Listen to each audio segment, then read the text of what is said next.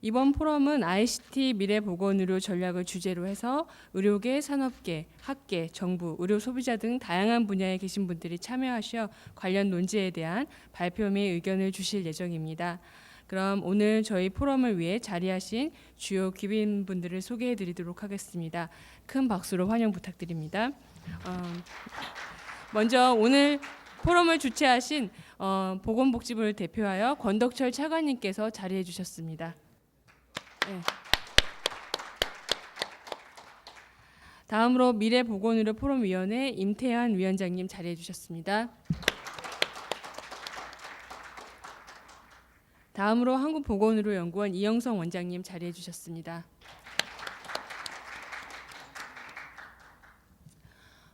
그럼 먼저 오늘 미래보건의료 포럼 임태환 공동위원장님의 인사 말씀이 있겠습니다. 큰 박수로 모시겠습니다. 네, 여러분 안녕하십니까? 미래보건의료포럼위원회 공동위원장을 맡고 있는 임태환입니다. 많은 분들의 관심과 성원에 힘입어 오늘 2017년에 네 번째이자 마지막인 미래보건의료 포럼을 개최하게 되었습니다. 사실 미래보건의료 포럼의 연역은 2015년과 16년으로 거슬러 올라갑니다. 오늘 자리해 주신 권덕철 차관님께서 보건의료 정책실장으로 계실 때 이 포럼위원회 공동위원장을 맡아서 총 7차례 미래보건의료 포럼을 개최해서 많은 논의를 이끌어 오신 바 있습니다. 올해 5월에는 그간 논의되어 왔던 주제들 중에 좀 구체적이고 가시적인 내용을 가지고 심도 깊은 논의를 해보자는 취지에서 전열을 가다듬고자 일명 제2기 미래보건의료포럼위원회가 출범하게 되었던 것입니다. 김강립 전 보건의료정책실장님과 제가 공동위원장을 맡았고 지금은 보건복지부 인사로 인해서 강도태 실장님께서 공동위원장으로 활동하고 계십니다. 그리고 보건포럼위원회 의협, 병협, 의학회, 또 약협 등 여러 단체 회장님들을 고문으로 모시고 있고 각 분야에 내노라 하는 분들 총 19분으로 위원회가 구성되어 있습니다. 그리고 위원회와 더불어 세부 주제에 대한 치열한 고민과 토론을 이끌어 나갈 이른바 워킹그룹을 5개를 형성했습니다. 5개 분과위원회가 그것인데요. 오늘 그 5개 분과의 분과장님들께서 그간의 노력을 오늘 최종적으로 발표해 주실 것입니다. 그리고 이 발표에 앞서서 오늘은 특별히 우리의 이 모든 고민과 노력을 정책으로 풀어나가는 책임자이신 보건복지부 의료정보정책과의 오상윤 과장님께서 ICT 기반 미래보건의료 정책의 이슈들과 추진 방향이라는 기조 발제가 준비되어 있어서 정부 관점의 이야기를 들을 기회가 될 것입니다. 매우 기대가 큽니다. 그리고 이 포럼은 보건복지부에서 네카에 연구 위탁한 ICT 미래보건의료 전략연구의 총 3가지 세부 과제 중 첫 번째에 해당하는 것으로서 향후 약 5년을 내다보고 토론하는 것입니다. 그 두 번째 과제는 네카 팀의 전략 수립 과제이고 세 번째는 대한민국 의학 한림원이 주도적으로 하고 있는 2030년을 기점으로 하는 전망 연구가 되겠습니다. 이 3가지 사업 및 연구가 12월 말 며칠 안 남았습니다만 12월 말에 종료될 예정으로 그 결과물이 완성되면 미래보건의료의 초석이 될 중요한 자료로 활용될 것이라 믿어 의심치 않습니다. 오늘 이 자리를 빌어 여러분들께 감사의 말씀을 전하고 싶습니다. 우선 이 모든 논의가 이루어질 수 있도록 재원과 기회를 마련해 주신 보건복지부의 권덕철 차관님, 강도태 실장님, 오상윤 과장님 등 관계자 여러분들께 진심으로 감사드립니다. 그리고 각자 계신 자리에서 눈코 뜰 새 없이 바쁘신 와중에도 흔쾌히 위원직을 수락해 주시고 열정적으로 활동해 주신 우리 포럼위원회 분과위원회 위원님들 전체적으로 5개 분과 다 합하면 약 80분 정도가 됩니다. 우리나라의 연구 활동을 하시는 분들을 이 분야에 관심 있는 분들을 전문가를 전부 모았다 해도 과언이 아닐 것입니다.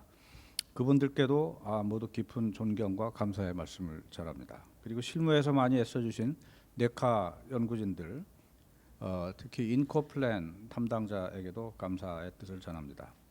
이만 줄이면서 미래보건의료 포럼에 대한 관심과 애정을 가지고 논의회 장에 참석해 주신 모든 연자분들 토론자분들, 청중 여러분들께도 깊이 감사드립니다. 부디 오늘 마지막까지 자리를 빛내주시고 고견을 들려주시기를 당부드립니다. 고맙습니다.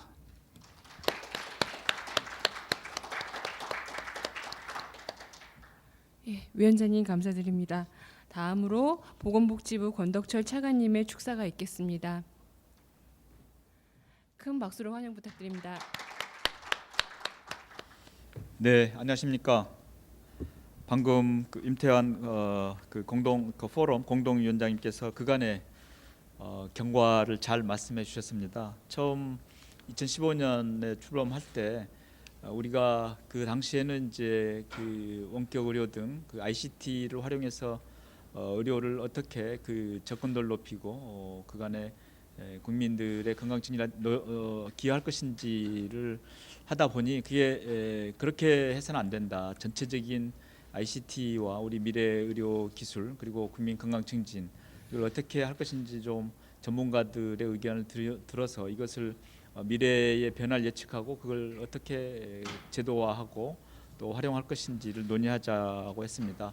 2016년, 17년 그렇게 그 조금씩 변화하면서 주제를 다양하게 그간의 그 전문가 여러분들의 의견을 듣고 그 부분을 이제 제도화하는 게 일테면 민관 합동으로 해서 그때 제안하고 있던 게 이제 그 지역 내에서 그 이 ICT를 활용해서 그 만성 질환을 좀 관리하자 뭐 이런 것도 지금 시범 사업을 해서 상당히 평가를 지금 받고 있는 거고요.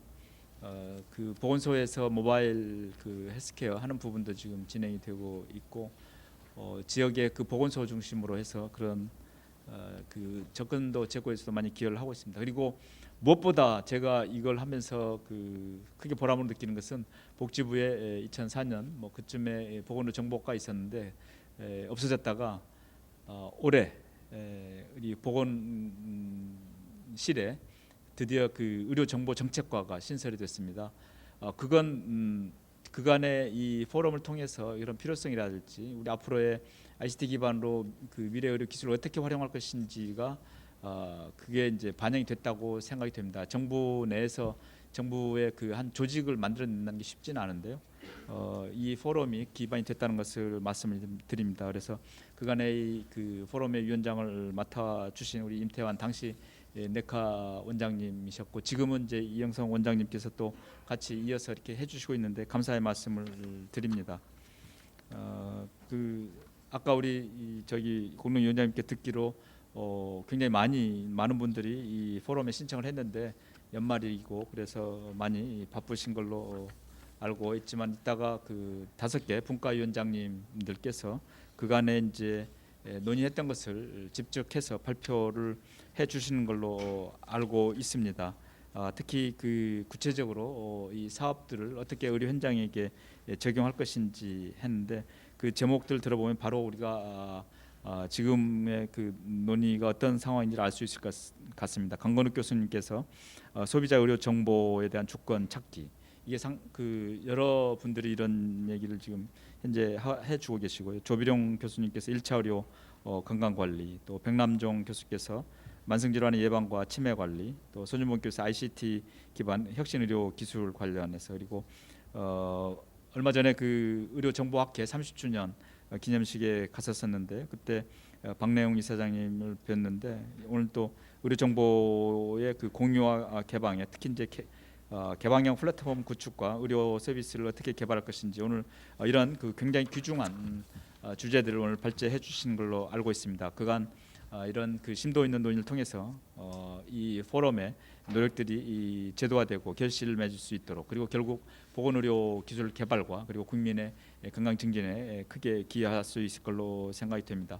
아까 말씀드렸지만 복지부에 의료정보정책과가 생겼기 때문에 관련 학회 그리고 오늘 포럼에서 그 논의된 것들을 계속 앞으로 발전시켜 나가도록 그렇게 하겠습니다. 다시 한번 오늘 그간의 포럼을 이끌어 주시고 알찬 그 논의의 장과 그리고 결실을 맺게 해주신 임태환 위원장님을 비롯한 그 미래보건위원회 위원들께 감사드리고 특히 우리 네카의 이영성 원장님과 관계자 여러분들께 다시 한번 감사의 말씀을 드립니다. 한 해가 다 가고 있습니다. 그 굉장히 추위에 그 맹추위가 떨치고 있는데 건강 관리 잘 해주시고 한 해 잘 마무리하시고 내년에 건강한 모습으로 뵙도록 하겠습니다. 감사합니다.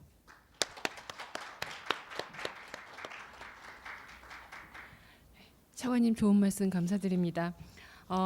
본 포럼 발표에 앞서서 주요 내빈 분들을 모시고 잠시 기념사진 촬영이 있겠습니다. 오늘 자리해주신 주요 내빈들, 연사 패널 분들께서는 잠시 무대 위로 올라와 주시길 부탁드리겠습니다.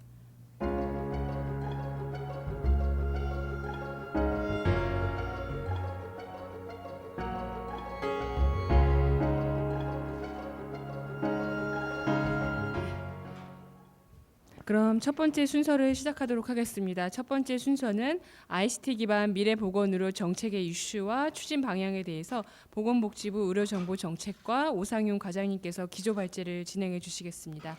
큰 박수로 모시겠습니다. 이렇게 제가 이 의료정보정책과장으로 이렇게 오게 된 지 한 3개월밖에 되지 않아서 이 부분에 대해서 이 분야에 대해서 그렇게 많은 전문성이 있다라고 보여지지는 않는데 흔쾌하게 또 기조 강연을 맡겨주신 임태환 위원장님께 감사드리고 또 오늘 이 자리에 참석해주신 모든 분들께 감사 말씀드립니다. 제가 오늘 설명드릴 주제는 사실은 어떤 그 전문적인 그 내용에 대한 설명보다는 정부의 정책 당국자로서 정책을 집행하고 기획하고 하는 그 공무원으로서 고민해야 되는 지점들에 대해서 여러분들께 말씀을 드리고 싶은 것입니다. 저희가 보건복지부에서 일을 하면서 관계 부처들하고 일을 많이 하게 되는데요. 이를테면 이렇게 됩니다. 그 뭐 과학기술정통부, 과기정통부라든가 혹은 뭐 산업부라든가 이런 다른 부처들하고 일을 하다가 보면은 가끔은 이런 생각을 하게 됩니다. 이 부처들이 주목하고 있는 것들은 새로운 어떤 4차 산업혁명 시대를 맞이해서 이제 발전하고 있는 새로운 기술들 그 자체에 대단히 주목을 하고 있다라는 느낌을 지울 수가 없습니다. 그래서 이 기술이 과연 지향하는 바가 무엇이고 이 기술이 우리 사회에 도입이 됐을 때 어떤 영향을 미치게 될 것인가에 대한 그런 논의보다는 그러한 기술이 즉자적으로 가져올 수 있는 어떤 경제적 효과 혹은 기술 발전으로 인해서 즉시 얻을 수 있는 편익 이런 것들에 대단히 초점을 맞춰서 접근을 하고 있다라는 느낌을 지울 수가 없습니다. 그런데 보건의료 정책, 보건의료 체계를 총괄하고 있는 저희 보건복지부 입장에서는 그러한 기술을 도입하는 것에 그치지 않고 이게 과연 실제 보건의료 체계에서 어떻게 작용하고 순환할 것인지 이런 부분에 대한 고민이 더 필요하다라는 생각을 하게 되었습니다. 그래서 그런 관점에서 제가 가지고 있는 문제 의식을 한번 좀 말씀을 드려보고자 합니다. 목차는 당면한 보건의료의 문제들에 대해서 간략하게 짚어보고자 합니다. 여기 많은 분들이 다 잘 아시겠지만 그런 내용들을 다시 한번 좀 리뷰를 하면서 정리를 해보려고 합니다. 그리고 두 번째로는 미래의 기술 발전 전망에 대해서 우리가 가지고 있는 잠재력은 어떻고 뭐 이런 부분에 대해서도 같이 이야기를 해보고자 합니다. 세 번째는 새로운 이슈들에 대해서 말씀을 드리고 싶습니다. 4차 산업혁명의 물결이 다가오는데 우리가 보건의료 체계에서 준비해야 될, 고민해야 될 지점들은 어디인지에 대해서 말씀드리고 싶고요. 마지막으로 저희 그 의료정보정책과에서 추진하고 있는 주요한 ICT 정책들의 방향들은 이러한 고민하에서 어떤 방향으로 나아가려고 하는지에 대해서 말씀드리겠습니다. 첫 번째는 당면한 보건의료의 문제들입니다. 우리 그 보건의료 체계가 대단히 여러 가지 그 환경적으로도 그 거시적인 차원에서도 혹은 보건의료 체계 내재적인 측면에서도 아주 여러 가지 그 애로사항들을 안고 있는 거 다들 잘 알고 계실 겁니다. 첫 번째로는 고령화 문제지요. 뭐 너무 잘 알려진 내용이니까 뭐 자세히 말씀드리지 않겠습니다. 이미 올해네요. 고령 사회에 진입을 했고요. 앞으로 10년 안에 초고령 사회에 진입을 할 것입니다. 이에 따라서 65세 이상 노인 진료비 급격하게 증가하고 있지요. 노동 인구가 감소하게 되면서 노인 인구의 비중이 늘어나게 되면서 잠재 성장률 계속해서 떨어지고 있습니다. 지금 그냥 명목 경제 성장률이 박근혜 정부 때 2%, 거슬러 올라가면 이명박 정부 때 3%, 노무현 정부 때 4%, 김대중 정부 때 5%, 김영삼 정부 때 6%대였습니다. 5년 평균 1% 포인트씩 떨어지고 있죠. 그래서 이렇게 인구 감소라든가 여러 가지 잠재 성장률 하락에 따른 경제 성장이 둔화가 되면서 앞으로는 이렇게 국민 의료비 증가를 부담할 수 있는 그 부양비라고 표현을 하죠. 그런 것들이 점점 더 높아지고 어려워질 것으로 보여집니다. 잘 아시겠지만 점점 만성 질환 중심의 질병 구조가 되면서 국민 의료비가 빠르게 증가하고 있죠. 의료비가 OECD 국가 중 가장 빠른 속도로 증가를 하고 있습니다. 증가율 자체는 좀 둔화되는 추세가 있지만 여전히 OECD 평균의 2배를 웃돌고 있습니다. 이게 과연 지속 가능한 보건의료의 시스템일까에 대해서 좀 고민을 해볼 필요가 있겠습니다. 보건의료 체계 그 좀 국한에서만 이야기를 하더라도 여러 가지 문제들을 안고 있죠. 물론 우리 보건의료가 대단히 큰 성과도 거두었습니다만 제가 오늘은 그 성과에 대한 이야기는 하지 않겠습니다. 국민 건강의 질 측면에서 우리 국민들이 스스로 평가하는 주관적 건강 수준이 대단히 낮습니다. 자살률 OECD 1위가 되겠죠. 건강보험에서의 보장률은 보장 강화를 하기 위한 그간의 보장성 강화 대책들 여러 번 발표가 됐습니다만 그럼에도 불구하고 건강보험 보정률이 10년 넘게 계속해서 60% 초반대로 정체되어 있습니다. 예, 대다수의 국민들이 민간 의료보험에 가입해 있죠. 한 65%가 가입해 있으시고요. 3,300만 건에 이르고 있죠. 국민 의료비 중에서 가계가 그렇기 때문에 직접 부담해야 되는 비율이 40% 가까이 되는 뭐 그런 상황입니다. 의료 전달 체계 측면에서 보면 의료기관의 기능이 정립이 아직도 미흡하지요. 그리고 그로 인해서 대형 병원의 쏠림 현상도 나타나고 있습니다. 중증도나 진료 기능, 1차, 2차, 3차 의료기관의 종별 기능 정립이 부족하기 때문에 기관들이 모두 다 외래든 입원이든 모두 다 무한 경쟁하는 구조가 되어 있죠.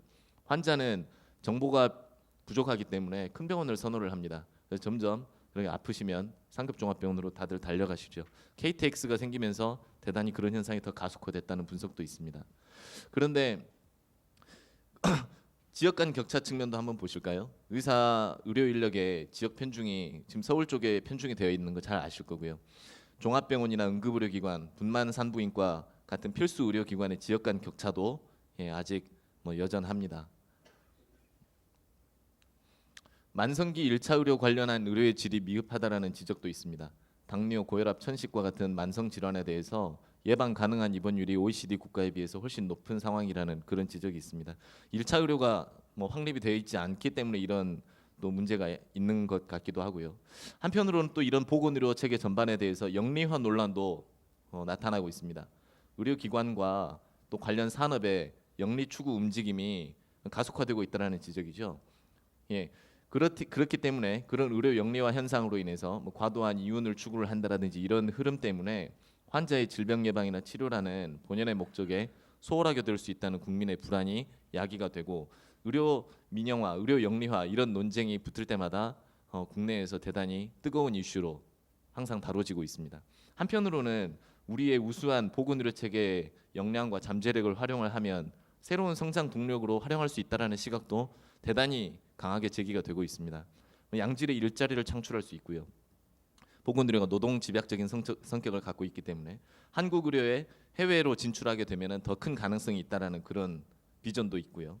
제약이나 의료기기 산업과 같은 보건 산업을 그렇기 때문에 육성해야 된다라는 요구도 대단히 제시가 많이 되고 있습니다.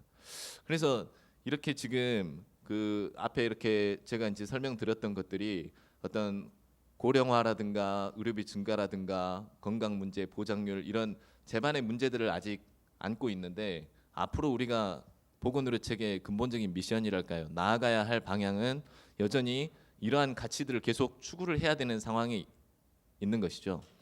궁극적인 목표는 당연히 국민의 건강일 것이고요. 그리고 건강의 형평성 측면 이 두 가지를 달성을 하는 것이 가장 궁극적인 목표라고 저는 생각을 하고 있습니다. 이 도표는 저희 보건복지부 내부에서 이제 토론했었던 자료를 제가 인용을 한 것인데요. 그러면서 보건의료가 이러한 목표를 달성하기 위해서 추구를 해야 되는 세 가지 가치들이 지속 가능성, 질적인 우수성, 접근성 이 세 가지를 추구를 해야 된다라고 생각을 하고 있습니다. 지속 가능성의 하위 가치는 뭐 효율성이라든가 비용 효과성 등이 세부적인 하위 가치가 될 수 있겠고요. 질적 우수성을 달성하기 위해서는 우수한 기술이 있어야 될 것이고 환자를 중심에 두는 그러한 의료가 돼야 된다라는 그런 가치가 있겠습니다. 접근성 측면에서는 보장성 측면, 지리적인 접근성 혹은 뭐 사회 계층적 접근성 이런 것들이 확보가 돼야 된다라고 생각을 하고 있습니다. 그런데 이 세 가지 가치들이 지금 화살표가 서로 이제 반대로 그어져 있는데 서로 상충되지요. 질적인 우수성을 높이려고 하면 비용이 많이 들기 때문에 지속 가능성을 저해할 수가 있는 것이고요. 또 그런 높은 퀄리티의 어떤 의료 서비스를 모두 다 접근해서 이용하기 어려운 측면이 있을 것이고요. 접근성을 제고하기 위해서도 역시 여러 가지 비용이 소요가 될 것이기 때문에 지속 가능성과 상충되는 그런 측면이 있겠습니다. 그래서 이 세 가지 가치들을 대단히 균형적으로 이렇게 접근을 하면서 때로는 어떤 가치를 좀 더 중시하고 어떤 가치를 약간 희생하면서 가야 될 때도 있을 것이고 뭐 세 가지 모두 다 이렇게 이 삼각고리를 추구하는 것이 참 쉽지 않은 그런 보건의료 정책 여건이라고 저는 생각을 하고 있습니다. 그래서 이러한 문제들과 이러한 미션들을 달성을 해야 되는데 지금 미래의 기술이 그냥 빠르게 발전하면서 다가오고 있습니다. 뭐 잘 아시겠지만 4차 산업혁명, 저는 사실 이 책을 읽어봤는데 그다지 감명 깊게 읽지는 않았습니다. 예, 그렇게 재미는 없었는데요. 하여튼 클라우스 슈밥이 제시한 이 4차 산업혁명이라는 개념이 어떤 창조적 혁신, 파괴에 기반한 앞으로 특히 디지털 기술이라든가 이런 뭐 바이오 산업, 물리학 이런 것들 간의 경계를 허물면서 기술 간, 산업 간 융합이 촉진되면서 새로운 어떤 그 장이 열리는 그런 것을 지칭을 하고 있죠. 그래서 이러한 4차 산업혁명의 기술이 보건의료라든가 뭐 농업이라든지 에너지라든지 뭐 여러 가지 영역에 다 침투해서 빠르게 적용이 되고 있는 상황입니다. 뭐 자세히 말씀 안 드리겠습니다. 그래서 이러한 4차 산업혁명의 특징이 뭐 초연결 혹은 초지능으로 표현이 되기도 하는데요. 대표적인 기술이 이를테면 빅데이터, 정밀의료, 재생의료, 인공지능, 웨어러블 기기, 뭐 3D 프린팅 이런 기술들 뭐 잘 아실 겁니다. 뭐 제가 이 재생의료에 대해서도 오늘의 주제가 ICT 의료이기 때문에 이제 여기서는 뺐는데 얼마 전까지 이 업무를 했었었는데요. 대단히 그 빠르게 발전하고 있고 또 우리가 한번 주목해봐야 될 그런 기술임에 틀림없다라고 생각을 하고 있습니다. 그래서 4차 산업혁명이 제시하는 키워드들이 주로 이런 것이죠. 뭐 커스터마이제이션이라든가 인공지능, 빅데이터, 수요, 뭐 웨어러블이라든지 바이오, 가상현실이라든지 이런 것들이 주요 키워드를 이루고 있는데요. 대체로 기술이 융합되고 지능형 시스템을 갖추면서 소비자들에게 맞춤형으로 제품과 서비스가 제공되는 그런 양상으로 나타나고 있는 것 같습니다. 한편 우리나라는 그러면 이러한 기술적인 파도가 밀려오고 있는데 보건의료의 잠재력은 어떤지 한번 보겠습니다. 세계 최고의 그 바이오 데이터를 가지고 있다라는 평가가 있죠. 병원 전자의무 기록 보급률이 세계 1위고요. 건강보험 정보가 아주 대단히 그 양질의 정보가 많이 축적되어 있고 인체 자원 정보 뭐 그리고 또 우수한 인재들이 보건의료 분야에서 활동을 하면서 훌륭한 그 실적들을 나타내고 있습니다. 잠재력이 대단히 충분하다라는 데에 대해서는 여기 계신 모든 분들 다 동감하실 거라고 봅니다.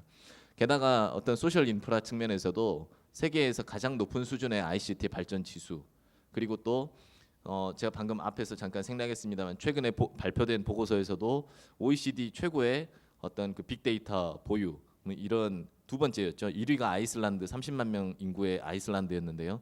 2위가 우리나라였고 7위까지가 북유럽 국가들 중심이었는데 인구가 500만이 안 되는 나라들이 대부분이었던 걸로 기억하는데 그런 양질의 데이터를 보유를 하고 있고 이런 ICT 기반도 충분하고요.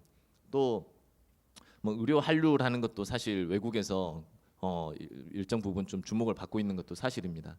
그래서 이러한 잠재력도 충분하고 새로운 보건의료 기술도 빠르게 접목시킬 수 있는 그런 여건이 된다라고 보여지는데 제가 이제 질문을 던지고 싶은 것은 이겁니다. 앞에 굉장히 서론이 길었는데 이러한 4차 산업혁명 시대에 이렇게 나타나는 대두되는 새로운 기술들이 우리의 보건의료의 문제를 정말 해결할 수 있을까요? 라는 질문이죠.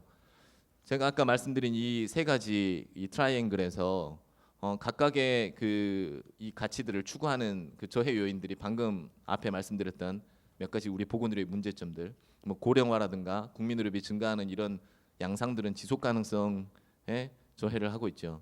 예, 의료의 질, 그다음에 국민의 어떤 낮은 건강 수준이라든가 그런 주관적 건강 수준 이런 것들에 대해서는 질적 우수성 측면에서 이제 접근을 해야 될 것이고 보장률이라든가 전달체계라든가 지역 간 격차 측면은 접근성 측면에서 지금 이런 어떤 그 상충되는 환경과 가치들 사이에서 이 새롭게 제시되는 기술들이 이런 문제를 해결해 줄 수 있을까요? 라는 게 제가 저기 던지고 싶은 질문입니다. 그러니까 기술 그 자체에 주목하는 뭐 다른 어떤 경제 부처와는 달리 저희 그 보건복지부에서는 이런 문제를 조망하면서 이 새로운 기술을 받아들이고 발전시켜 나가야 된다라는 그런 생각을 해야 된다라는 것이죠. 그런데 또 여기서 그치지 않고 문제가 더 복잡해집니다. 이제 더 새로운 이슈들이 이제 더 많이 또 나타나게 됩니다. 예, 이거를 이제 한 장으로 제가 이제 요약했는데요. 여기서 좀 설명을 드릴 말씀들이 많은데, 먼저 첫 번째로 이러한 새로운 기술들이 접목이 되면 의료 공급자들의 수용성들은 어떨지 한번 좀 고민을 해봐야겠습니다. 의료 서비스 제공 주체가 이제는 다변화되게 되어 있습니다.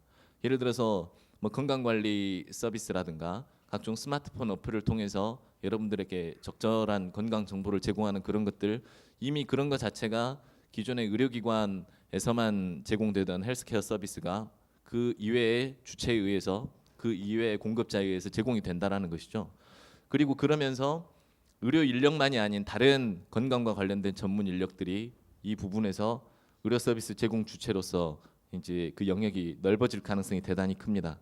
이 부분에 대해서 과연 의료계에서는 어떻게 수용을 할 수 있을까요? 제가 8년 전에 건강관리 서비스 업무를 이제 담당을 한 적이 있어요. 제도화를 하려는 업무를 한 적이 있었는데, 그 당시에는 대단히 그 의사협회를 비롯한 의료계에서는 격렬한 반대 의사를 표명하셨습니다. 의사가 아닌 다른 그 직역에서 건강 서비스를 제공한다라는 것은 절대 수용할 수가 없는 그런 내용이었습니다. 또한 인공지능이라든가 각종 다른 새로운 기술들이 발전이 되고 그렇게 되면서 의료인의 역할이 점점 부분적으로 대체가 되고 있죠. 이건 계속 확대가 될 걸로 보여집니다. 어떤 보고서에서는 2030년이 되면 현재 의사 선생님들이 역할하는 그 70%의 기능이 인공지능이라든가 다른 기술로 대체될 거라고 전망을 하기도 했었습니다. 과연 이런 부분에 대해서는 어떻게 보아야 할 것인지, 그리고 새로운 의료기기라든가 새로운 의료 기술들이 대두하게 되면 과연 우리 그 의료 공급자들이 이러한 새로운 기술들을 빠르게 습득해서 제대로 활용을 할 수 있을 것인지에 대한 문제가 있을 것이고요. 또 그렇게 되면서 오늘 그 제가 발표가 끝난 다음에 각 분과에서 여러 가지 새로운 그 보건의료 전달 체계나 보상 체계 같은 것들에 대한 제안들이 나올 텐데요. 그러한 변화된 보건의료 환경에서, 보건의료 체계에서의 보상 체계는 어떻게 구성이 돼야 되는 것인지, 이것에 대해서 의료 공급자들은 충분히 수용하고 이렇게 받아들일 수 있을 것인지에 대한 고민이 따라야 되는 것이죠. 그리고 이렇게 뭐 웨어러블 기기라든가 원격 의료 기술이라든가 아니면 인공지능이라든가 건강관리 서비스라든가 이런 것들이 기술들이 대거 도입이 되면서 기존의 의료 전달 체계, 저희가 복지부는 여태까지 계속해서 아까 말씀드린 의료 전달 체계가 1차, 2차, 3차 좀 기능이 미분화되어 있고 전달 체계 의료 회송 구조가 안 돼 있기 때문에 이것을 정립하기 위한 노력을 대단히 많이 기울여 왔는데요. 과연 그런 것 자체가 의미가 있는 세상이 될 것인가에 대해서 또 고민이 필요한 것이죠. 예.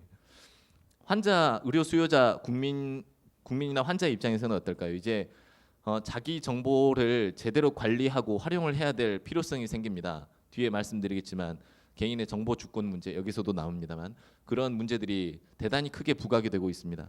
이러한 정보들을 어떻게 스스로 현명하게 관리하고 활용할 수 있을까요? 또 아까는 정보 비대칭 때문에 큰 병원으로 쏠림 현상이 있다라고 말씀드렸는데, 이제는 환자들이 이용 가능한 의료 정보의 범위가 대폭 확대가 됩니다. 환자들도 이제 뭐 상당히 전문가 수준에 오르신 그런 그 오랫동안 병을 앓으시면 그 병에 대해서 전문가 수준에 오른 그런 그 그런 환자분들도 이제 나타나고 있죠. 그래서 의사 선생님하고 치료법에 대해서 놓고 싸우시죠. 예, 그런 문제들.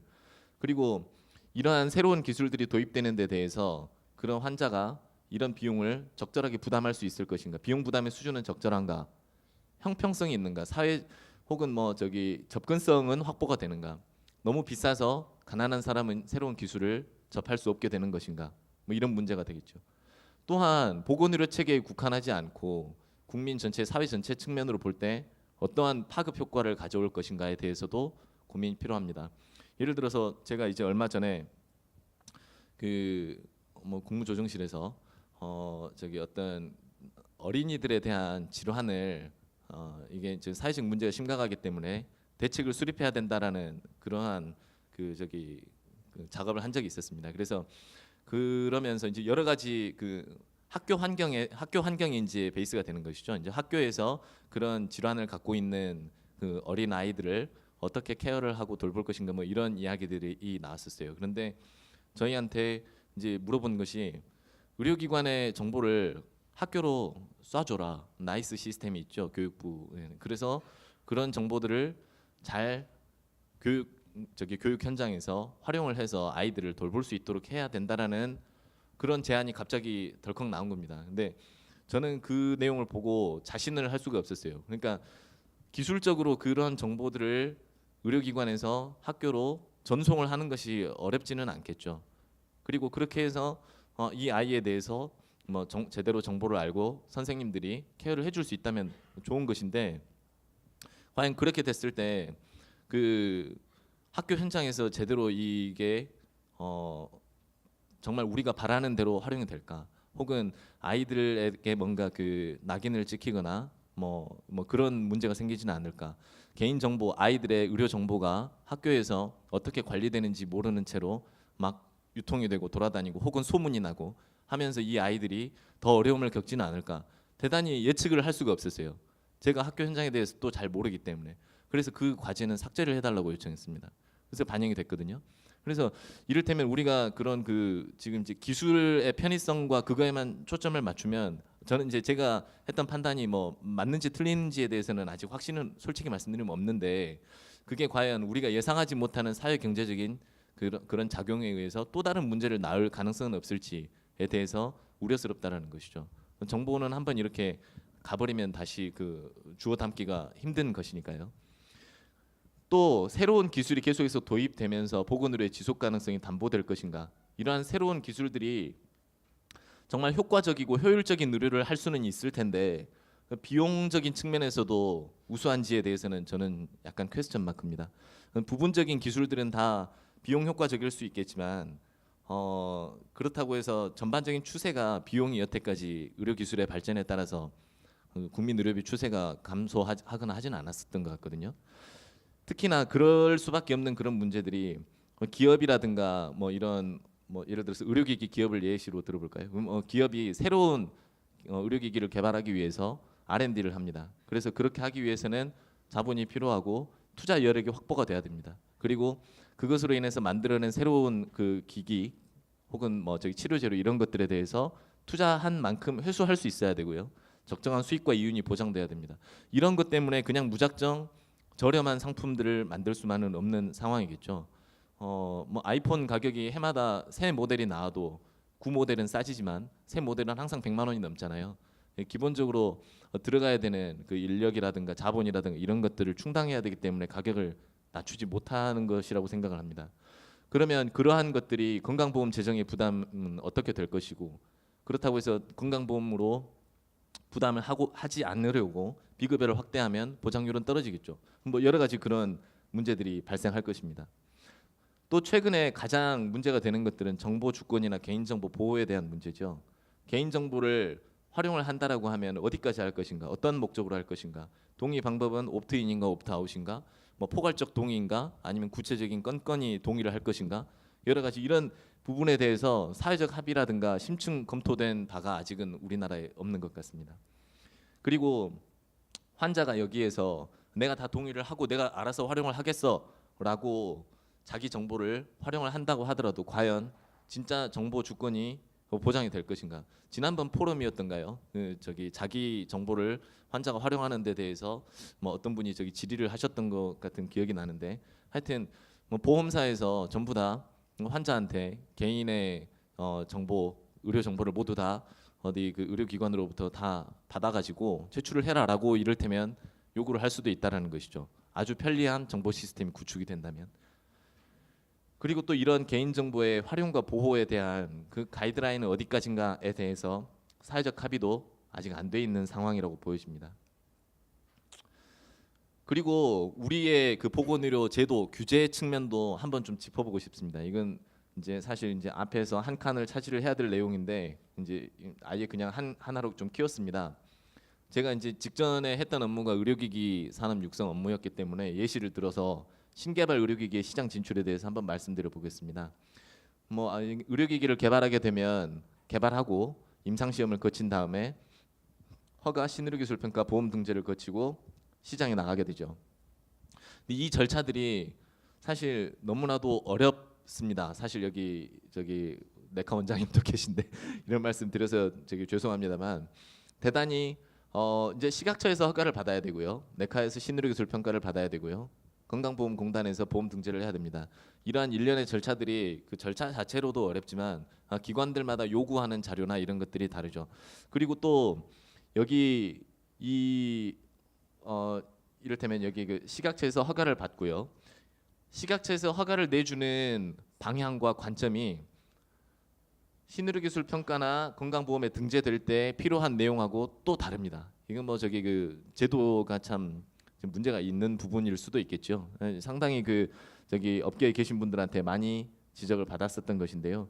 그래서 상당수의 기업들이 이 과정을 거치면서 저기 좌절을 하고 그냥 문을 닫는 경우도 제가 직접 많이 봤습니다. 그래서 여기 뭐 여기 상어가 그려져 있네요. 이게 제도를 거쳐서 이 상어들을 피해서 시장에 진입을 해야 되는데 이렇게까지 표현이 될 정도로 애로가 있습니다. 왜 그러냐면 이러한 절차들을 거치는 과정에서 일단 많은 소요 시간이 걸리게 되는데 선두 주자는 여기에 정체돼 있는 도중에 여러 가지 그 특허라든가 아니면 기술이라든가 중국에서 카피 제품이 나온다든가 하는 과정에서 다 따라잡히게 됩니다. 그래서 이러한 험난한 과정을 거쳐 가지고 시장에 진출하더라도 정작 시장 점유율을 높일 수가 없는 상황에 처하게 되는 것이죠. 또 그 기간 동안에 앞서 말씀드렸던 이런 그 투자 회수라든가 이런 것들이 안 되기 때문에 아주 그 작은 그 스타트업이나 중소기업 같은 경우에는 자본 조달의 여력이 없어가지고 사업을 접게 되는 경우가 많습니다. 이러한 과정을 모두 다 거쳐서 시장에 나왔다고 하더라도 사실 이제 건강보험 등재를 하게 되는 과정에서는 매우 그 적정한 어떤 이윤이라든가 이런 것들을 보장하기가 어려워지는 그런 등재 결정이 날 수가 있는 것이죠. 그러면 결국 여기까지 왔는데 결국 또 다시 사업성이 없어지게 되는 문제가 생깁니다. 그럼 그렇다고 해서 이런 업계에 계시는 분들을 모두 다 만족시켜 줄 수 있도록 이런 규제가 다 뭐 이렇게 뭐 퍼주기식으로 바뀌어야 되는데 그건 또 아니죠. 보건의료의 지속 가능성도 문제가 되기 때문에요. 한마디로 좀 상당히 상충되는 그런 문제가 이렇게 지금 나타나고 있다라는 것이죠. 그래서 아마 저기 오늘 마지막 시간에 뭐 저기 메드트로닉의 이상수 상무님도 오시는 걸로 알고 있는데 저하고 대단히 많이 토론을 한 적이 있었는데요. 뭐 제가 생각하기에는 그렇습니다. 그래서 이러한 참 한 가지 더 문제점을 좀 지적을 해드리면 기존의 어떤 그 제도들은 안전성과 유효성을 입증하기 위해서 어떤 기존의 성과와 자료들을 요구를 하는 경우가 많은데 혁신적이고 새로운 기술일수록 그런 축적된 자료가 없다라는 거. 그렇기 때문에 이것을 어떻게 평가를 하고 우리 보건의료 제도에 도입을 해야 될 것인지에 대해서 애로가 있다라는 것이죠. 제가 생각하는 그런 방향은 그래서 이러한 그 새롭게 진출하는 뭐 의료기기만이 아니고 새로운 기술들에 대해서는 적정한 혁신적인 가치와 다양한 부가적 가치, 임상적 유효성이라든가 안전성 유효성 측면만이 아니고 여러 가지 다양한 부가적 가치, 비용 효과성이라든가 뭐 환자의 치료 기간 단축이라든가 가족의 부담 경감이라든가 아니면 의료인들의 시술의 어떤 편리를 좀 더 제고를 해준다라든가 그런 여러 가지 부가적 가치들을 같이 고려를 해서 적절한 평가와 보상이 이루어져야 되는 것이 필요할 거라고 보여지고요. 반면에 그렇다면 기존 기술들에 대해서는 적절한 어떤 퇴출 혹은 뭐 저기 삭감 기전이라든가 이런 것들이 확보가 되어야 보건의료의 지속 가능성과 질적 우수성을 같이 좀 추구해 볼 수 있지 않을까라는 그런 생각을 해보게 되었습니다. 또 한 가지 아까 앞서서 이제 그 영리적 목적에 대한 이야기를 잠깐 말씀드렸는데요. 기술 그 자체는 가치가 중립적이라고 생각합니다. 이것을 누가 어떤 목적으로 사용하고 거기에서 나오는 어떤 부를 어떻게 분배를 하느냐에 따라서 공익성을 추구를 하는 것이냐, 영리성을 추구하는 것이냐 이것이 구별이 된다라고 생각을 합니다. 그리고 제가 여태까지 이제 산업에 대한 필요성을 강조를 별로 하지 않았는데요. 한편으로는 국내 산업의 생태계를 아직 영세한 기업들이 대단히 많이 있는데 보건 산업 쪽 부분에서는요. 이러한 생태계를 보호하고 육성해야 되는 고민도 함께 필요합니다. 어떤 그 건강보험의 지속 가능성, 재정 부담만을 강조하면서 국내 기업들을 다 죽여버리면 나중에 기술 발전을 할 수 있는 싹이 아예 없어지게 되겠죠. 그래서 이런 부분에 대한 문제가 고민이 돼야 된다라는 것이고요. 또 이제 그러면 4차 산업혁명에서 대표적으로 우리가 제시하는 이런 여러 가지 기술들이 그러면 추구하는 목표들이 그러면 아까 앞서 말씀드린 보건의료 문제점을 해결하기 위해서 제시가 된 것인데, 이를테면 빅데이터는 뭐 새로운 의료 기술을 개발하고, 정밀의료는 맞춤형 의료, 인공지능을 통해서 정확하게 진단하고 치료하고요. 원격 의료나 건강관리, 웨어러블 기기들을 통해서 의료 접근성을 보완을 하고 예방적인 건강관리를 수행하고, 첨단 의료기기를 통해서 더 정확하고 높은 치료 효과를 거두고, 뭐 이런 목표들을 추구를 하기 위한 것인데, 부수적으로 딸려져 있는 아까 제가 말씀드린 새로운 이슈들과 관련된 그런 내용들에 대해서도, 이를테면 정보보호 문제, 정보 주체의 동의 문제, 그리고 사회적 수용성 문제, 의료계의 수용성 문제, 영리화 우려, 공급 주체가 다양화되는 문제, 안전성 유효성을 입증해야 되는 문제와 그것을 어떻게 비용 부담할 것인지 하는 문제, 이런 것들이 같이 고려가 돼야 된다는 이야기입니다. 그래서 저는 여기에만 초점을 맞춰 가지고 이 기술들을 이렇게 바라보고 여기 이 부분만, 이런 그 아주 밝은 부분만 이렇게 우리가 강조를 해서는 안 된다라는 생각입니다. 그래서 사실 오늘도 이제 각 분과를 대표하시는 분과위원장님들께서 모두 다 발표를 해주실 것인데요. 이러한 어떤 고민들과 함께 같이 그 제도를 설계하고 대안을 제시하는 쪽으로 토론이 진행이 되면 좋겠다는 바람을 가지고 있습니다. 그래서 이러한 모든 문제들은 앞으로 진정한 어떤 사회적인 공론화와 합의 과정이 필요하지 않겠는가. 이런 문제 하나하나가 대단히 중요하면서도 그냥 딱히 즉답을 내기 어려운 그런 이슈들이거든요. 이런 부분에 대해서는 사회적 공론화와 합의 과정이 반드시 필요하다라는 게 저희의 어떤 그 생각입니다. 그러면 이제 저희 그 의료정보정책과에서 하는 주요한 ICT 정책들이 그러면 이런 방향에서 어떻게 가고 있는지 좀 말씀드리겠습니다. 시간이 좀 많이 가서 빠르게 진행을 하겠습니다. 보건의료 빅데이터, 국민 건강을 위한 보건의료 빅데이터 활용입니다. 보건의료 빅데이터에 대해서는 뭐 너무 잘 아실 것이고요. 이런 빅데이터를 활용해서 다양한 연구들이 진행이 되고 있습니다. 특히 우리 그 공공기관에 축적되어 있는 보건의료 빅데이터는 활용 가능성이 매우 높습니다. 특히 저희가 지금 기획을 하고 있는 건보공단, 심평원, 질병관리본부, 암센터 등 이런 기관에 분산된 정보를 연계를 하게 되면 기존에 할 수 없었던 다양한 연구가 가능해집니다. 검진 데이터와 진료 내역, 암 등록 자료, 이런 자료들을 연계를 하게 되면 검진 때 발생된 의심 증세를 뭐 진료 내역하고 어떤 상관관계가 있는지, 암의 예후는 어떤지 뭐 이런 것과 연관해서 분석을 할 수 있습니다. 앞서 말씀드린 우리의 어떤 우수한 자원 때문에 상당히 유리한 여건에 있습니다. 하지만 보건의료 빅데이터가 의료 정보라는 민감 정보를 포함하고 있기 때문에 정보의 보호와 활용에서 대단히 균형적인 접근이 필요하다라고 봅니다. 그래서 이번에 저희가 국회에 보고를 드리면서 방향을 정한 것은, 보건의료 빅데이터를 일단 활용을 하기 위해서는 공공적 목적으로의 활용이라는 국민들 모두가 공감해 줄 수 있는 그러한 지점을 하나 그것을 중심으로 해서 추진이 돼야 된다라는 것이고요. 그리고 이것들을 공공적 목적으로 제대로 잘 가고 있는지, 어떻게 활용되고 있는지를 투명하게 감시하고 토론할 수 있는 거버넌스가 구축이 돼야 된다라는 그런 방향을 잡았습니다.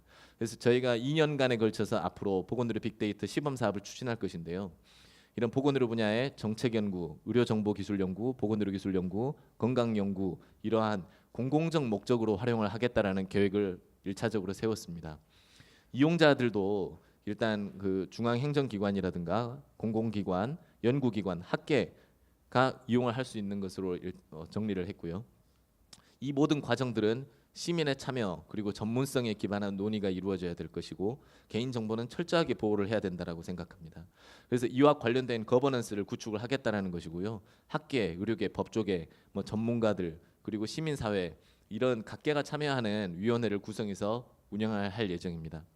그래서 저희가 생각하고 있는 앞서 말씀드린 거버넌스라는 것은 이렇게 전체적인 방향을 정리를 할 수 있는 자문위원회를 가장 최상위 기구로 두고, 그 밑에서는 이러한 보건의료 빅데이터와 관련된 모든 제반 이슈들, 개인정보 보호, 활용, 목적, 연구 범위, 모든 그런 이슈들에 대해서 정말 끝장 토론을 할 수 있는 그런 공론화위원회라는 것을 민간위원장을 모셔가지고 만들 계획을 가지고 있고요. 그리고 이러한 논의를 뒷받침하기 위한 분과별 전문위원회를 3개 정도 둬가지고 개인정보 보호 기술에 대한 문제, 데이터를 어떤 목적으로 어떻게 제공할 것인지에 대한 문제, 데이터를 어떤 데이터를 연계를 할 것인지에 대한 문제, 이런 것들을 모두 전문적인 그 어떤 논의 구조에 기반해서 심의하는 그런 구조로 전문분과위원회를 둘 계획을 가지고 있습니다.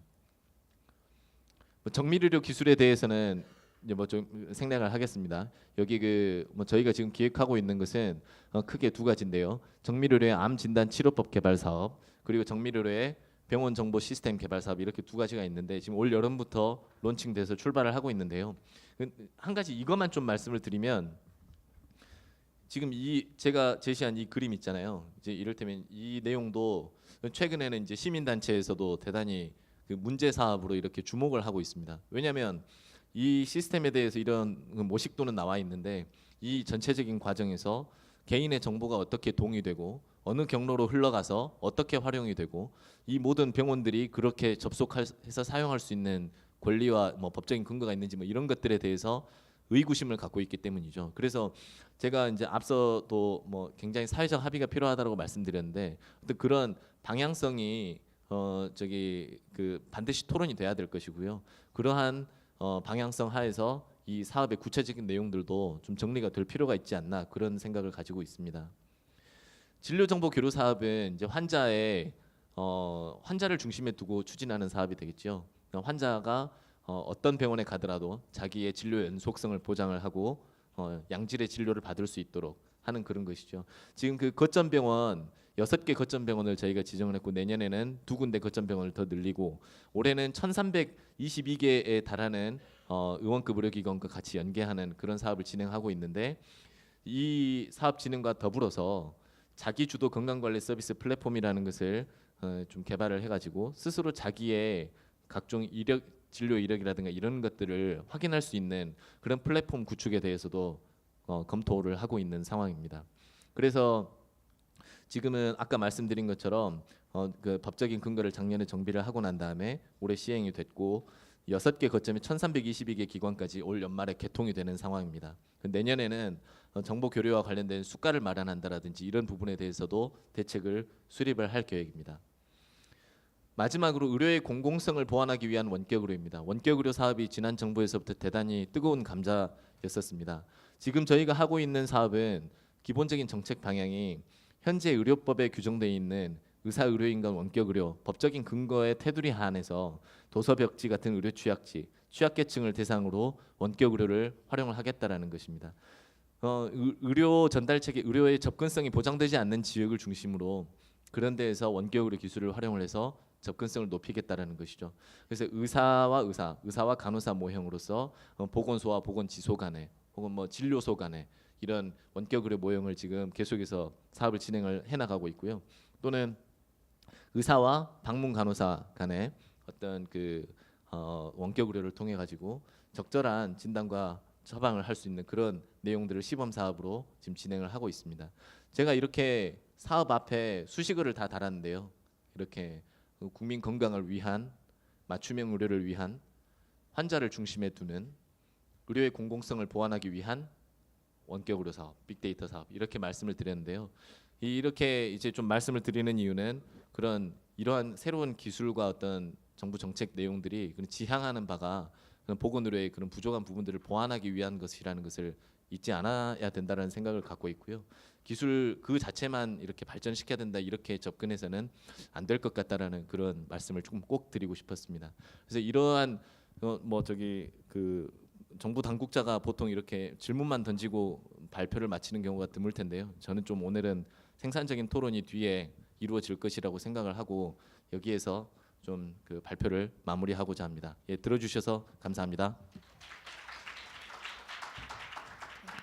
이 분과별 주제 발표와 토론 시간입니다. 근데 그거 들어가기 전에 아까 오상윤 과장님께서 아주 좋은 강연을 해주셨는데 제가 아는 한 이 보건복지부와 이 의료계에서는 이런 일이 굉장히 흔치 않은 일입니다. 제 경험으로 이제 다른 부처에 가 보면은 뭐 장차관님들이 나오셔서 기조 강연도 하고 거기 학계에 있는 분들하고 아주 열띤 토론도 하는데 여러분 아시다시피 의료계는 그 특성상 이 의료의 발전만 가지고를 논할 수가 없어요. 의료라는 건 또 공급이라는 문제가 있고 의료의 전 국민 확대 아까 이제 복지부에서 고민하는 세 가지 축을 말씀을 주셨는데 그 하나하나가 조금씩 충돌을 합니다. 가치가 충돌을 해. 그러니까 뭐 접근성을 높이자니 퀄리티가 떨어질 것이고 퀄리티를 높이자니 또뭐 이런 것들이 충돌을 해서 그거를 어떻게 조정하느냐 하는 이제 그런 문제를 복지부에서 안고 있기 때문에 의료계의 주장만을 수용할 수도 없고 또 의료 소비자의 주장만을 또 수용할 수도 없고 뭐 산업계 말만을 들을 수도 없고 이거에 어떤 균형을 어떻게 맞춰가느냐 하는 것이 이제 우리가 해나가야 될 일인데 바로 그런 이유 때문에 이런 포럼이 만들어진 겁니다. 아까 제가 인사 말씀에 조금 드렸는데 이 포럼에 5개 분과가 있고 그 분과의 위원장과 위원님들을 전부 합치면은 한 80명 정도의 전문가가 지금 거기서 활동을 하셨어요. 지난 6개월간. 그래서 많은 지혜를 모았는데 거기에는 산업계에서 오신 분도 계시고 시민단체에서 오신 분도 계시고 물론 이 주관은 복지부에서 하고 계시고 또 의료계가 주축이 돼 있습니다만은 다른 사이언티스트들도 있고 그래서 이러한 중요한 이 의견 수렴의 장이기 때문에 제가 지난 6개월간 각 분과 회의도 뭐 분과마다 한 2차례씩 가서 논의 내용을 좀 경청하기도 했는데 아주 중요하고 발전적인 모습이었다. 그리고 앞으로 우리나라의 어떤 정책 수립뿐만 아니라 의료 제도의 개선 또 의료 공급자는 환자를 위한 진실한 의료를 하기 위한 마음가짐 또 의료의 이용자들은 의료계가 갖고 있는 또 어려운 점을 또 같이 이해해야 되고 그래서 가장 쉽게 이해할 수 있는 게 정보를 이용할 것이냐 정보를 보호할 것이냐 그것도 두 개의 가치가 바로 충돌하고 있거든요. 거기에 어디 중간점에 해답이 있을 거고 많은 좋은 제도를 도입함으로써 그 숙제를 해결할 수 있을 거라고 믿습니다. 아까 이제 빅데이터에 관련해서도 그거를 하기 위한 공론의 장을 이미 정부에서 마련을 하고 있고 굉장히 고무적이라고 할 수 있겠습니다. 자 그러면은 아까 질문을 좀 받았더니 뭐 아무도 질문을 안 하셨습니다. 그런데 그렇게 넘어갈 수는 없을 것 같고요. 기조 강연이셨기 때문에 지금 제가 조금 시간을 할애해서 제가 원래 제 발표가 한 25분 있는데 그것은 아까 인사 말씀에서 거의 다 드린 말씀이라서 더 반복할 필요가 없어서 생략하고 질의응답을 조금 한 2-3분 모시도록 하겠습니다. 우선은 뭐 자유롭게 손 들고 오상윤 과장님 발표 내용에 대해서 저도 사실은 의료계에서 지금 뭐 수십 년째 뭐 전문의가 된 뒤로 조교수 생활서부터 해서만도 지금 30년째 하고 있지만 이렇게 상호간에 이 협조적인 이런 논의를 한다는 거가 뭐 굉장히 참 좋은 자리다 이런 생각이 듭니다. 자 누가 제일 질문을 하실까요? 뭐 굳이 좋은 질문 하실 것도 없고 그저 생각나는 대로 하시면 되겠습니다. 강건욱 교수님께서 우선 십자가를 한번 지시고 이게 제가 어디 가서든지 이 좌장할 때 저의 노하우인데 다들 긴장하죠. 아니, 뭐 저는 바로 이제 1분과 발표를 하기 때문에 사실 거기에 대한 약간 질문이나 대답 정도를 이제 하려고 하고는 있긴 합니다만 아까 해주신 것들 보면 이제 빅데이터라는 것이 주로 보면 스테이크홀더들이 하고 싶은 게 이제 연구자나 기관이고 시민 단체가 반대쪽에 서 있는 그러니까 결국은 이제 시민 단체는 그쪽에 반대를 하고 그걸 활용하고자 하는 사람은 쓰고 하는 뭐 이런 구조에 있습니다. 그러다 보니까 이게 아무래도 특히 빅데이터를 어노니마이즈해서 개인 정보를 다 삭제해서 가기 때문에 결국은 개개인의 그 시민의 입장에서는 자기 정보를 자기가 활용할 수 있는 방법은 없는 것이죠. 근데 혹시 그런 거를 거기다 포함시킬 수 있는 그런 뭐 혹시 계획이라든지 자기가 자기 주권을 자기 정보 주권을 혹시 그런 계획은 없는지요 전혀? 네. 그 지금 좋은 지적이신데요. 연구자나 기관 혹은 그 산업계에서는 이 빅데이터를 대단히 잘 활용을 하고 싶어하는 그런 요구가 있으시고요. 시민단체에서는 이 사실 이제 시민 단체들이 어떤 국민 일반의 모든 의견을 대변하는지에 대한 여부는 사실 확실치 않을 수도 있습니다만, 하지만 이제 그분들도 이 분야에서 대단히 오랫동안 연구를 하시고 활동을 해오시면서 문제 제기를 하시는 것이기 때문에 충분히 의견 수렴이 필요하다고 저희는 생각을 하는데, 어쨌든 시민단체 쪽에서는 이러한 그 개인 정보의 활용에 대해서 좀 대단히 우려를 표명하고 있는 것이죠. 근데 이제 사실 저희가 이제 빅데이터 사업을 하게 되면서 다른 나라의 사례라든가 이런 것들도 많이 참조를 했었습니다만, 그 나라마다 어디서 어디까지, 그러니까 개인 정보라는 것이 개인 정보를 정말 엄격하게 엄격하게 보호해야 된다라는 것은 당연히 활용과는 상충될 수밖에 없는 그런 그 반비례 관계에 있을 수밖에 없지 않습니까? 하지만 어느 정도 선에선가 어디선가 그 좀 절충점들이 대략적으로 있는 것 같아요. 그러니까 개인 정보를 이렇게 관리하고 뭐 예를 들어서 뭐 개인 정보에서 뭐뭐뭐뭐를 삭제하면 이것은 개인 정보가 아닌 것으로 본다라든지 뭐 이런 그런 기준이라든가, 아니면 그렇게 됐을 때 그 정보들을 어떤 목적으로 어떻게 활용하는지에 대한 것이라든가, 이런 것들이 합의가 되어 있는 지점이 있는 것 같은데 아직은 우리는 그게 없다라는 것이죠. 그래서 그것을 정보를 어디까지 보호하고 약간의 어느 정도의 리스크를 지면서 어디까지 활용할 건지, 이런 것에 대해서는 결국은 좀 국민 여러분들의, 그리고 여기 계신 모든 분들의 어떤 선택의 문제하고도 관련이 되는 것 같습니다. 그래서 일단 그 빅데이터 측면은 그러한 부분에서 저희가 정부가 즉답을 드리기가 어렵고, 그래서 공론화위원회라든가 자문위원회를 통해서 하겠다라는 말씀을 먼저 드렸어야 할 것 같고요. 그리고 이제 그 교수님께서 이제 질문해 주신 것처럼 개인이 자기 정보를 어떻게 활용할 수 있는 방법은 어떻게 되느냐 지적을 해주셨는데요.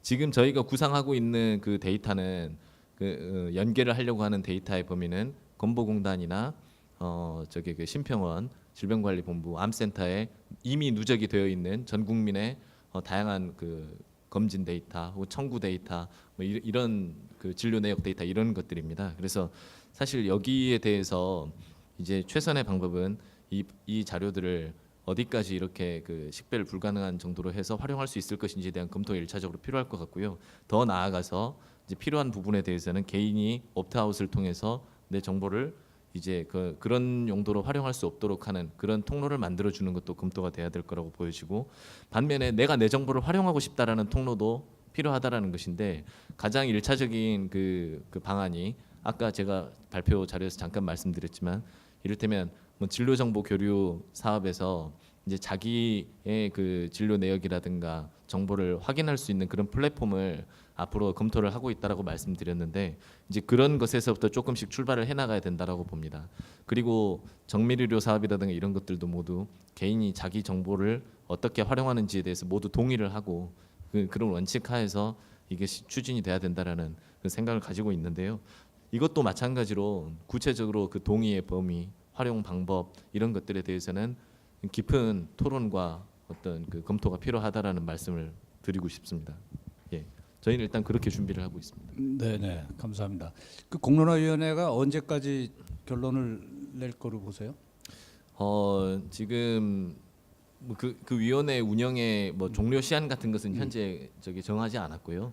일단 최소한 2년간 저희가 시범 사업을 운영을 하고 있기 때문에 그 이상의 기간 동안은 토론이 필요할 것 같고, 그리고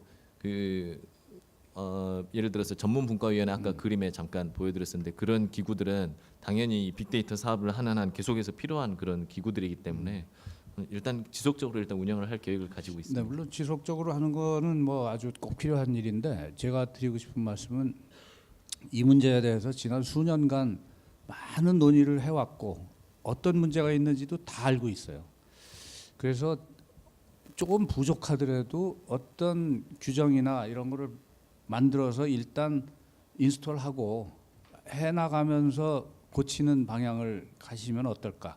언제까지나 지난번 포럼 때도 제가 한번 말씀드렸습니다. 그런데 그때 국회 도서관에서 했을 때도 언제까지나 이렇게 논의만 하고 있다가 다 모든 좋은 골든타임 놓치고 외국에서 이미 다 앞질러 간 다음에 우리가 늦었다 하면은 정말 늦은 거거든요. 그러니까 뭐 정부에서 그런 데도 좀 신경을 쓰셔서 빨리 뭐 완성도가 높지 않더라도 그런 어떤 사용이나 보호에 관련된 그런 규정들을 빨리 마련하셔서 뭐 시행해 가면서 또 고칠 수 있는 것이고 완전한 룰이라는 건 있기 어려울 거니까요. 아무튼 그런 당부를 한번 좀 드려. 위원장님 정말 좋은 지적해 주셨고요. 그래서 저희가 이번에 구축하려고 하는 그 플랫폼 사업이 일단 그 실제 구현이 가능한 시스템을 실제 만들어 보는 겁니다. 그래서 2년에 걸쳐서 네. 그 정보 시스템을 구축을 하는 사업을 병행하고 뭐 CDM 분석도 가능한 그런 장비도 같이 그 구축을 할 것이고요. 그렇게 해서 그걸 가지고 정말 한번 일단 다양한 연구적 목적으로 이 시스템을 굴려서 그 효과를 검증을 해보고 그런 절차를 병행하면서 이것과 관련된 근거 규정과 법까지도 저희가 만들 계획을 가지고 있습니다. 그래서 이 모든 내용들이 지금 그런 식으로 추진을 하겠다라는 게 이제 국회에서 승인이 돼서 예산 반영도 됐고 사업 계획도 보고가 돼 있는 상태입니다. 참고로 저희가 그 보건복지부 홈페이지에서 정책 토론 그러니까 맨 위에 그 참여라는 탭이 있습니다. 그 참여 탭에 들어가시면 정책 토론이라는 방이 있어요. 이게 그 정부 전체가 다 민원을 접수하는 국민신문고 시스템과 연결돼 있는데 거기에 저희 그 보건의료 빅데이터 세부적인 추진 계획이 공개가 되어 있습니다. 그래서 거기에서 찬반 댓글도 달 수 있고요. 이제 토론을 할 수가 있게 되어 있는데요. 거기에 한번 찾아오셔가지고 내용 자세한 내용들이 실려 있으니까 한번 보시는 것도 좋을 것 같습니다. 예. 네, 고맙습니다. 네, 소진모 교수님. 네. 제가 사분과를 맡고 있습니다. 그래서 이제 아까 이제 저는 어쩔 수 없이 기술을 얘기하게 되는데 그래서 제가 아까 그 원장님 말씀 들으면서 좀 뜨끔뜨끔한 게 기술만 얘기하지 말라고 계속 얘기해서 근데 저는 주로 기술만 얘기할 거라 근데 기술이 있어야지 그 다음을 얘기하니까요. 근데 이제 제가 드리고 싶은 말씀이 두 가지가 있는데 하나는 빅데이터 그 추진단 굉장히 의미 있는 작업이라고 생각하는데 저희가 이제 빅데이터 활용을 할 때 그런 정밀의료라든지 또는 정책 결정이라든지 이런 거를 하는 청구 데이터를 중심으로 하는 부분이 있고요. 그다음에 이제 기술 개발과 관련해서 굉장히 그 민간 기관이나 이런 데 있는 굉장히 높은 수준 그러니까 아주 세세한 진료 정보 영상이라든지 또는 임상 검사라든지 이런 것들을 활용해야만 할 수 있는 기술 연구 분야도 있습니다. 그런데 지금 제가 이해하고 있기로는 이제 저도 그 추진단의 위원으로 잠깐 일을 했지만 주로 청구 데이터나 국가에서 활용할 수 있는 데이터들 중심으로 논의가 진행되고 있고 실제 현재 기술적 혁신이 많이 일어나고 있는 그 높은 수준의 진료 기록들을 활용할 수 있는 부분에 대한 솔루션은 상대적으로 굉장히 제시가 적게 되고 있는 거 아닌가 하는 부분에 대해서 조금 우려가 있고요. 왜냐하면 이제 세계적으로나 또 현재 우리 국내에서 연구하고 있는 기술진들도 그런 데이터들을 활용하기를 원하는데 반해서 그 부분에 대한 내용들이 상당히 부족한 게 아닌가 그런 부분들에 그래서 이제 공론화위원회라든지 향후에 이런 일을 할 때 그런 부분들도 같이 좀 논의를 해줬으면 좋겠다는 생각이 듭니다. 그러니까 저희가 데이터를 바라보는 관점이 하나는 그런 전체적인 국민보건의 정책이라든지 이런 것들을 바라볼 수 있는 큰 스케일의 데이터도 필요하지만 개별 기술들을 지금 현재 혁신이 일어나고 있는 기술들을 연구하고 있는 연구자들한테 제공될 수 있는 데이터들 그러니까 이제 병원의 데이터일 수도 있고요. 그동안의 국가 과제를 통해서 만들어져 있는 다양한 코호트나 높은 수준의 데이터들 수 있는데 되게 이제 활용할 수 있는 길이 상대적으로 많이 막혀 있죠. 그래서 그런 부분도 같이 좀 논의가 됐으면 좋겠다는 말씀드립니다. 네네. 좋은 말씀이신데 답변을 간단히 하실 수 있겠네요. 좋은 코멘트시고요. 네. 일단 그 빅데이터 플랫폼에서 하려고 하는 것은 가장 기본적인 데이터들을 연계해보는 첫 시도입니다. 그래서 이제 거기에서 점점 어떤 기능이나 범위나 기술 종류를 추가하는 것이 필요할 거라고 보고요. 교수님 지적해 주신 그런 내용들은 특히 새로운 기술 개발하는 건 R&D에 대한 투자가 확대되면서 같이 병행돼야 될 부분이라고 생각합니다. 감사합니다. 네. 서울대학교의 박하영 교수입니다. 제가 그냥 말씀 듣다가 몇 가지 생각나는 게 있어서 말씀을 드리는데 그 얼마 전에 이제 OECD에서 발표가 나왔는데 우리나라가 EMR이 확산된율은 98% 굉장히 높아요. 굉장히 거의 저기 OECD 조사 국가에서 1등은 아니고 2등 정도 하는데 활용률은 저 끝에서 한 세 번째쯤 되는 거예요. 그 많이 했는데 결국 활용을 못 한다라는 건데 이제 활용을 제가 보기에는 이제 우리 EMR 그럼 저기 전산 시스템에 다 들어 있으니까 다 금방 활용이 될 수 있다고 생각하지만 그렇지 않거든요. 아까 지금 선생님 말씀하신 그런 높은 수준의 정보라는 게 결국은 EMR 정보를 활용을 할 수 있어야 되는데 지금 그 EMR 정보가 표준 기반으로 이렇게 구조화되어 있지 않기 때문에 거의 병원 안에서도 그 EMR을 가지고 어떻게 쓰기가 쉽지 않게 그렇게 돼 있는 거라서 지금 빨리 좀 그 뭔가의 EMR에 각 병원들이 가지고 있는 정보를 표준 기반으로 좀 구조화돼서 이렇게 활용할 수 있는 걸로 빨리 가는 그런 단계가 좀 필요한 것 같아요. 그래서 이제 1차적으로는 뭐 진료 기록 요약지 같은 거라도 좀 빠른 시간에 뽑고 그리고 이제 또 다른 정보들을 이제 여기 추가해 나간다고 보셔야지 되고 특히 또 뭐 EMR 정보가 영상 정보라든가 나중에 뭐 유전체 정보 그런 거 들어오면 사이즈가 너무너무 커서 이제 그거는 어떻게 할 수가 없어지는데 이제 그런 문제 어떻게 할지 좀 우리가 생각해 보는 게 필요할 것 같고요. 그다음에 이제 OECD에서 얘기하기에는 이 정보가 잘 활용되지 않는 요인을 크게 두 가지로 봤더라고요. 어디까지가 활용될 수 있는지 그 아이템에 대한 명확한 정의가 필요하고 그다음에 그거를 누가 쓰는지에 대한 그 절차 투명성을 이야기를 하고 있는 것 같아요. 그래서 아마 지금 과장님께서 생각을 하시고 계시고 작업을 하시고 계신다고 제가 생각을 하고 있는데요. 그 뭐 어디까지가 활용 가능한지 이제 그런 거는 사실 다른 나라 사례들을 좀 많이 보실 수 있거든요. 그러니까 굉장히 우리가 쉽게 많이 얘기하는 그 히파 프로토콜 있잖아요. 히파 프로토콜에 보면은 개인을 식별할 수 하는데 사용되는 정보를 한 열 몇 가지를 쭉 해놨어요. 뭐 이름서부터 해서 예를 들면은 그 입원 일자, 뭐 생일 그런 거를 연도까지만 나오고 일자는 안 나오고 우리가 나이만 알고 뭐 입원, 뭐 퇴원 그런 모든 일자는 그냥 연도까지만 쓰게 하고 주소도 주까지만 하고 자세한 주소는 못 쓰게 한다든가 그런 식으로 굉장히 자세하게 개인을 식별할 그리고 예를 들면 뭐 90세 이상 사람은 아예 나이도 못 하고 그냥 카테고라이즈해서 90세 이상으로 한다든가 이제 그런 식으로 개인을 식별하기 어려운 것들을 아주 잘 저기 정의를 해놨기 때문에 어떻게 생각을 하면 우리가 그냥 기술적으로 그런 작업을 하는 거는 그렇게 크게 시간이 안 걸릴 수도 있고 도리어 그 지금 그런 공론화를 통해서 그 같은 의견 수렴을 해 나가는 게 더 시간이 많이 걸릴 수도 있겠다라는 그런 생각이 좀 들었습니다. 그런 지금 지적하신 문제들은 뭐 오 과장님께서 답변하시기보다는 지금 저희 5분과에서 이제 정보의 이용 문제나 정보의 보호 문제에 대해서 집중적으로 다루고 있고 다 이제 논의가 되고 있는 거고요.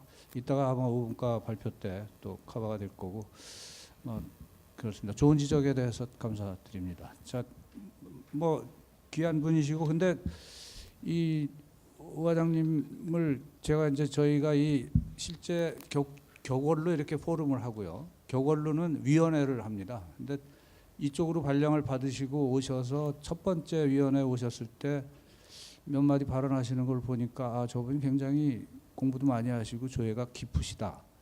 는 느낌이 들어서 오늘 강의를 사실 제가 뭐 부탁드렸는데 단 한 번도 망설임이 없이 그냥 하시겠다고 맡으셨고 이렇게 좋은 강의를 해주셔서 감사한데요. 이거 모신 김에 딱 한 분만 질문을 더 받겠습니다. 네. 자, 소속과 성함을 좀 말씀해 주시고. 근데 질문을 좀 간단히 해주세요. 포인트를 잡아서. 네. 네, 국립중앙의료원 전문의 고홍석입니다.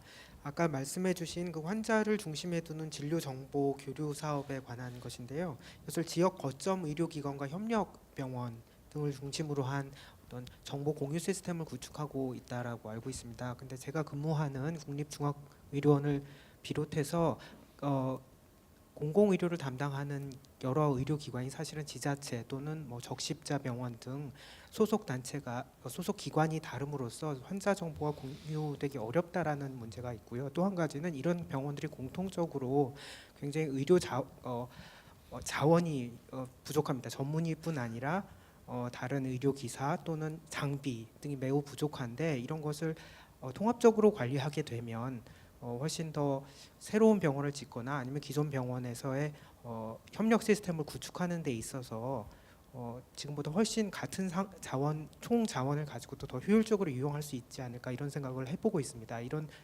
경우 결국은 주체가 보건복지부가 되어야 하지 않을까 하는 생각을 하는데요. 이런 의견에 대해서 어떤 생각을 가질지 궁금합니다.